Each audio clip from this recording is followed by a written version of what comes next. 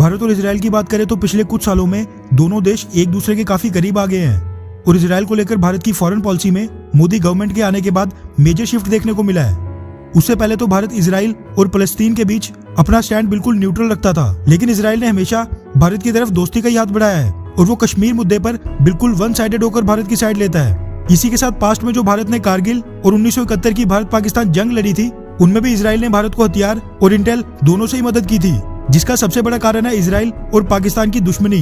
पाकिस्तान हमेशा से ही फलस्तीन liberation organisation, जो इजराइल में आतंकवादी घटनाएं और हमले करती है, उसका समर्थन करते आया है और उसने आज तक इजराइल को एक देश के रूप में मान्यता नहीं दी है। इसी के साथ पाकिस्तान ने अपनी एयरफोर्स के पायलट्स को इजराइल के खिलाफ 1967 के इजराइल अरब वॉर में भी भेजा था, जिसको 6 डे वॉर के नाम से भी जाना जाता है। हालांकि इस जंग में भी इजराइल ने बिल्कुल अकेले 6 देशों की सेनाओं को हरा दिया था। इसलिए अगर आज की डेट में भारत के बाद पाकिस्तान का कोई और बड़ा दुश्मन देश है तो वो है इजराइल, जिसके खिलाफ वो यूनाइटेड नेशन से लेकर हर अंतर्राष्ट्रीय मंच पर फलस्तीन को लेकर प्रोपेगेंडा फैलाता रहता है। पाकिस्तान में तो कई ऐसे मिनिस्टर्स भी रह चुके हैं जो भारत के साथ साथ इजराइल पर भी परमाणु हमला करके उसको सबक सिखाने की बात कर चुके हैं। हालांकि इजराइल को पाकिस्तान से कोई भी डायरेक्ट थ्रेट बिल्कुल नहीं है, क्योंकि उसकी पाकिस्तान से कोई भी बाउंड्री टच नहीं होती और न ही पाकिस्तान उसके पास है। मगर क्योंकि भारत के साथ पाकिस्तान का लैंड बॉर्डर टच होता है, इसीलिए पाकिस्तान हमेशा भारत को परमाणु हमला करने की धमकी देता आया है, क्योंकि जो उसके पास न्यूक्लियर कैपेबल मिसाइल्स थी, भारत का काफी हिस्सा उनकी रेंज से कवर होता था। लेकिन अब खतरा बस भारत को नहीं, इजराइल को भी है, क्योंकि अब इजराइल भी पाकिस्तान की मिसाइल रेंज में आ गया है।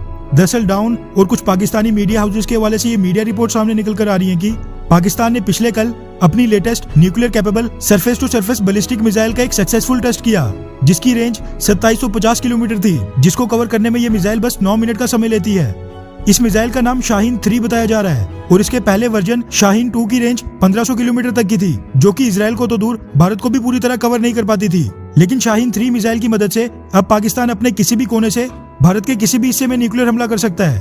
और वहीं अगर इस मिसाइल को पाकिस्तान के वेस्टर्न हिस्से बलूचिस्तान से लॉन्च किया जाए तो फिर इजराइल भी पाकिस्तान की शाहीन 3 मिसाइल की रेंज में आ सकता है। इसलिए पाकिस्तानी मीडिया पिछले कल से ही इस बात का जश्न मना रही है कि अब पाकिस्तान की एक ही मिसाइल से 2 निशाने और उनके दोनों सबसे बड़े दुश्मन तबाह हो सकते हैं। वैसे टेक्निकली देखा जाए तो भारत अभी भी पाकिस्तान की शाहीन 3 मिसाइल की रेंज में पूरी तरह नहीं आया है, क्योंकि आज भी अंडमान निकोबार आइलैंड्स का एक बड़ा हिस्सा इस मिसाइल रेंज के बिल्कुल बाहर है, जो कि भारत को एक और बड़ा एज देता है। क्योंकि अगर पाकिस्तान भारत पर न्यूक्लियर हमला कर दे, और ऐसा होगा तो नहीं, लेकिन मान लो कि भारत उसको नहीं रोक पाए, तो भी भारत के पास अंडमान निकोबार आइलैंड से सेकंड स्ट्राइक कैपेबिलिटी तो होगी।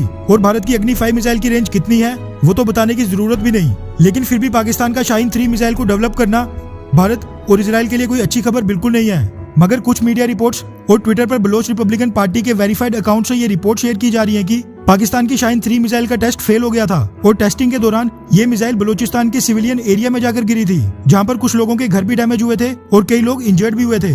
लेकिन पाकिस्तान अपने पिछले मिसाइल टेस्ट के फेलियर्स की तरह इस मिसाइल टेस्ट के फेलियर को भी छुपाना चाहता है। अच्छा सुनो, चैनल को सब्सक्राइब करो, उसके बाद घंटी बजा देना ताकि अगली वीडियो आपसे मिस ना हो पाए। Thank you.